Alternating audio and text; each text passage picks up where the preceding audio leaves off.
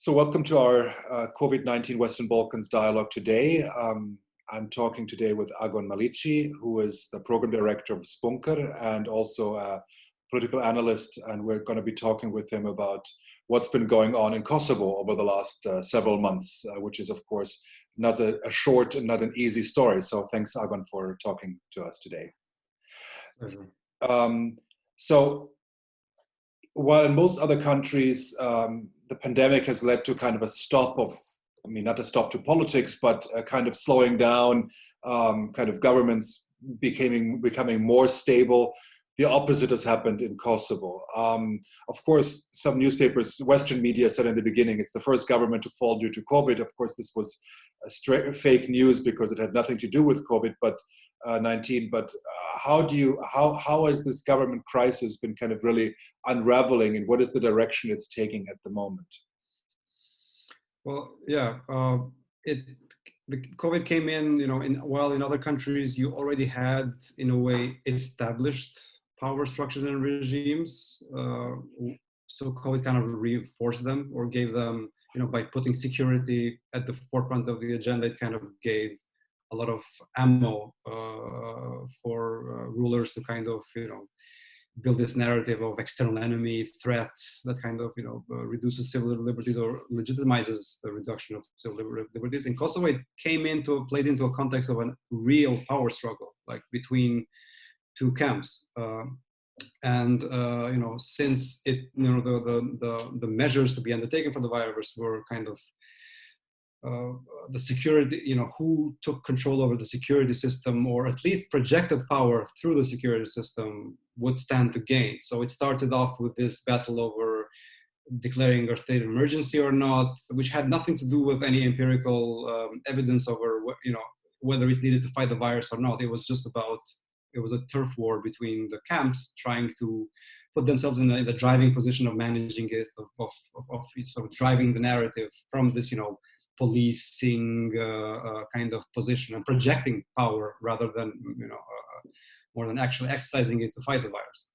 And in the end, it also kind of interplayed again with these, with these ethnic dimensions as well. Like, Serbia is bringing in vaccines in the north, Serbia is bringing in doctors. So it's also interplayed with the ethnic dimensions in the side, trying to portray, especially the current opposition, trying to portray the government as weak against Serbia by letting in the doctors. But it was, in a way, it came into a domestic power struggle, and it was used and abused. And I think that the government would have fallen even without this. At least that's my feeling, because the underlying reason was primarily related to the dialogue with Serbia. The situation kind of just gave it an extra push, and both sides trying to see how they can kind of use it. Kurti trying to sort of, make the claim that, this is an emergency situation, we need to deal with this first, and maybe not even believing that they would bring him down during this crisis, and firing the interior minister, knowing full well that in normal circumstances that would have brought down the government, because the tensions had already been high and building up even before it was created. So it just kind of speeded up things a little bit. Whereas for the opposition, or LDK and the other camp, I think it kind of made them think that, what can happen during a emergency situation? You can't have protests, you can't have these kind of things. So maybe bringing down the government now is a bit more convenient in terms of making it a bit of a smoother. And also, Kurti has been governing for a couple of last months or weeks, with a weakened government, and it's so yeah, it's kind of, it's the situation. The COVID just came in, and really, I think the side tried to really use it towards existing processes and dynamics that were already in place. I think so. I mean, in fact, that's similar to some other countries where we can say the COVID crisis is more of an accelerator to pre-existing processes rather than changing the landscape altogether. But because in many countries, of course, we see that the executive has become not just stronger, as you've also said, but also more popular. But of course, who is the executive in Kosovo is a bit of a difficult question. I mean, constitutionally, it would be the prime minister, but the prime minister is a caretaker prime minister. Can we already say who's been profiting both from the crisis, as well as from the government response to the crisis? Well, I don't think there's for the moment there's a clear winner in the sense that the established power structures have been able to sustain their hold. And I think there will be most likely some kind of a new government, but in the long run, and I think this was also Kurti's calculation as well, that it did not play badly for him the way his government was brought down. He can still play the victimization card that has been a frequent tool used during his rise to power, and I think they might also see a rise. So it's a bit of a mixed bag, and you cannot really tell, and a lot of it will depend upon how the next months go on. So from the moment, like when the government was brought down, the public sentiment, the emotion was clearly in Kurti's direction. The more he drags on as a caretaker prime minister, he's becoming more and more vulnerable. And then a lot of it now depends on what happens to this dialogue with Serbia, because a lot of the sides have put a lot at stake over what will happen in this dialogue. And if the forces that sort of brought down the government, believing that Kurti was an obstacle to something positive, if they fail to deliver, or and then this turns out to have been just a charade, and people will see this as, I think, as just a domestic power struggle, and that the dialogue and the COVID, they were all like pretexts for so it's a multi-layered kind of answer. I mean, it's difficult to predict, but it depends a lot on what's been happening in the last couple of weeks, and also what will happen in the next months. I mean, how likely is there going to be early elections as a result of this crisis? I mean, now I know there are, of course, efforts to form a government with a new majority, but do you think that the question, because of course at the moment it's hard to hold elections, although we see neighboring Serbia already preparing for elections in June, but is this something in the cards in the coming months, or is this something which is likely to happen maybe further down the road? I think the key thing here will be the decision by the Constitutional Court. It's basically the ball is in their hands now. They will be making a big decision that will deliver this one way or the other.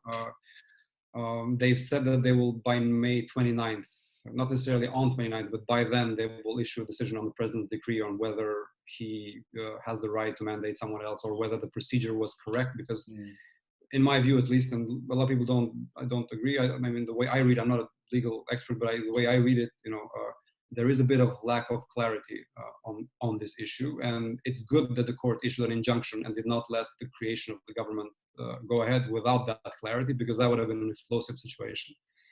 The court has shown tendency in quite a lot of cases to be a bit unpredictable. And I think the most positive cases that have happened in COVID have been some decisions actually by the Constitutional Court that maybe for the moment they were not favorable to Vendosje, but in the long run will be positive. Just to go back a little bit, I think this was a good example. When Vendosje tried to restrict movement all over Kosovo in a way with a government decision, the Constitutional Court came in and decided that you cannot do this without a state of emergency, which requires a 2/3 of vote in parliament. I mean, for the moment, that might have been a loss for Vendosje, but in the long run, it's a good decision, because it prevents any future government from trying to impose these kinds of restrictions for other reasons without actually formally declaring a state of emergency. So the whole situation was a bit of a stress test for institutions and like a learning experience as well. In terms of whether they're going to be elections, I said we have to see what the Constitutional Court says. Mendoza is feeling good about its chances, but then I'm not so sure because I'm sure they've seen a rise, but that also means that the other camp is also mobilizing and might even unite. So it's a bit of a unclear picture, but that is clearly the Constitutional Court. After that decision, will have a clearer kind of idea of where things are going. Mm.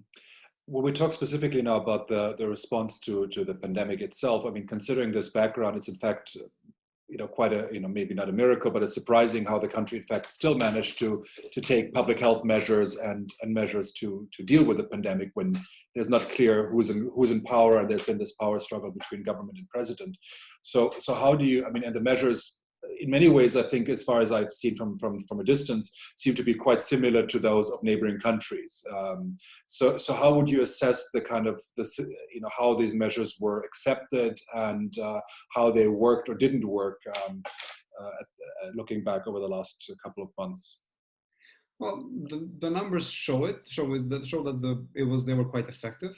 The Kosovo's, the curve has been dropped. It was there was a point where there was a fear that the measures were not working, but now it seems to have no, I think what we didn't have in Kosovo compared to the other countries is this, and that's because of this lack of state of emergency kind of thing, this projection of power with like military in the streets and kind of trying to intimidate citizens a bit more on the psychological dimension rather than on the practical kind of day-to-day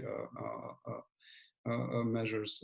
I think it was managed relatively well. I'm not so sure right now about the economic part, and this is a part where the government is getting a little bit of backlash now.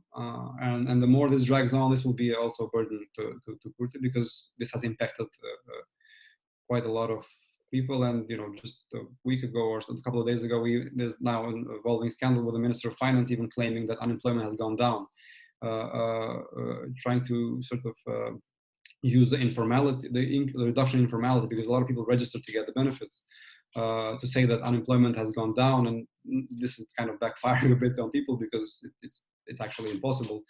So I don't think the government has managed well the economic part, but from the security and public health kind of thing.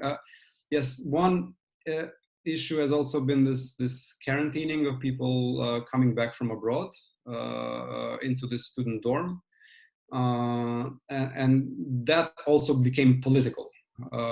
Especially with the Pazzoli case on whether MPs were actually immune to these kind of measures. There was a huge legal debate on primetime TV on this particular issue on whether he should be allowed and not be prevented in fulfilling his duty in going to parliament.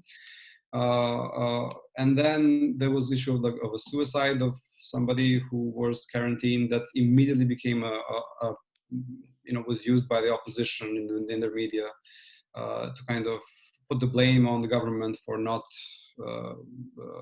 being flexible enough with people with mental health issues or things like that. So even these things became national conversations they became part of the polarization. But otherwise, looking at it objectively, I think it was managed fairly well. The narratives, though, are still competitive on this. It's really a kind of moment where you're in one camp or you're in another camp, and it's almost impossible to kind of discuss constructively in between these narratives. Mm-hmm.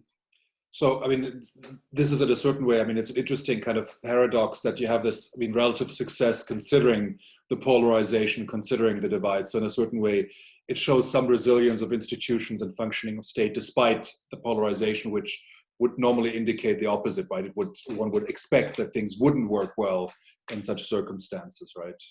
Exactly. No, the police has been, in doing its job. The institutions have worked, and also, people listened to the authorities, and there was no like civil disobedience or although there was talk, And there were even, President Tashi even kind of at one point asked people not to listen to what the government is saying. But in general, there was, and then kind of tried to backtrack. But generally, I think it was a good stress test and showed considerable resilience of institutions. We just have to wait and see what happens now, because a constitutional crisis is something else. If we now go to a point where Kurtian or something does not accept the verdict of the Constitutional Court, if it doesn't go in its favor, we might go into a bit of a more dangerous terrain. But otherwise, at this lower level, like institutions, health institutions, although there was disinformation was quite present in terms of the EU has come out and the Stratcom team has come out and said a lot of things about how this foreign disinformation is trying to reduce public trust in institutions, or even all these conspiracy theories about the virus. I don't think that has also the mainstream media have been relatively good in managing that part as well. This was mostly in social media, and it did not reach like these conspiracy theories about the virus did not really penetrate that much into. So I think that was also an important factor of resilience on how people then behaved as well. Let's maybe close with spending a few minutes on the question of the dialogue, because of course you've mentioned this earlier, that the government crisis of course was maybe not created but accelerated by the US, a very strong US intervention, which again was connected with the US position that it wants to pursue a dialogue which was primarily to be held between the president and the two presidents, so to speak, of Kosovo and of Serbia. So do you expect actually the dialogue there to be a dialogue? Because I mean, we don't know what is going on at the moment, of course, and I guess during the lockdown it's hard to have any kind of diplomatic negotiations in a substantial way. So how do you see this dynamic unfolding? Well, yeah, I mean, it's true that the US has strategic interest now in the region and an agenda, but I'm a bit skeptical in framing this only in terms of the US's role. I think there is strong agency, both within Kosovo's president, but also the LDK, in how they read the situation, maybe also for domestic power reasons, but also even ideological. Kosovo is now divided, and I wouldn't view this as much as as some commentators are saying, or like Kosovars just being obedient or being I think there is quite some agency here in the sense of acting on what people believe is either in their own personal kind of power interest or actual reading of interests of Kosovo. So I think since they've done this now, I think it would be ridiculous if something would not happen with the dialogue. This would really make everybody look ridiculous. So I expect something to happen if the new government is created. The government might technically lead the negotiations, and the president will also have a role. Obviously, he is kind of in a position to do that within a new government coalition, but also because it's been clear that the signals coming from the State Department that they kind of want him to have a role in this. Now the question is, what's going to happen to the EU facilitated kind of process, and with Borrell kind of starting to shift the discourse, I'm not sure whether this can now go back under the EEAS or whether this will be something completely new. But I'm pretty certain that they're going to try it, at least give it a try. And the big question there is now with Vučić and with what his kind of game will be now, because I also expect now pressure to be put on him, after sort of the Kosovars are now ready, but I expect somewhere before the U.S. election, maybe after the summer holidays, something like that, some kind of process to happen, a speedy dialogue that comes out with a specific proposal that might be then presented for votes or referendum or something like that. I think they will definitely give it a try. Because after all of this, after 2 or 3 years of all this rushing to this sort of what's presented as a strategic kind of initiative, to not even try before the U.S. elections or things like that. I just don't see it as a scenario. Whether that will succeed, that's a bit more of a question, not just because of Serbia, but also domestically in Kosovo. What the reaction might be, what the resistance might be. So it's a bit open. Because this is, I think, one of the questions. Even if there were some kind of agreement by government or presidents, it would have to be, of course, ratified in parliament, and probably by a large, by 2/3 majority, depending on the kind of arrangement. And would there be support for that in parliament? It's one thing to support a new government; it's another thing to support an agreement which, is likely to involve, or at least from all the stories, some kind of border changes, which are, I would imagine, at least very contested in Kosovo. It is very contested, but it's also, I would add a caveat to that, it's also because we've been discussing abstractly about what those things mean. I think I think societies remain quite nationalistic, and there's also this tendency to believe that your side will be losing a lot. I think once it becomes more concrete and specific in terms of what the deal contains, then people might also see what the positive things are, because currently they're only focusing on the border issue.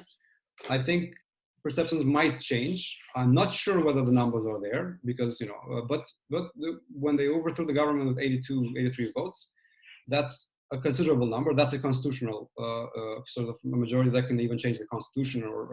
The problem with this is that it will be a parliament that was established under it's a legitimacy issue. It was established by a vote that was casted on October 6th for something a bit different. So it will be, it might be legal, it might pass, but it will have this issue of legitimacy question mark. And then, this could be something that could be contested in, politically on the streets or something like that. But I think ultimately it will depend on what the agreement contains, and that will be the decisive thing that would shape public perception and reaction in that case. Thanks.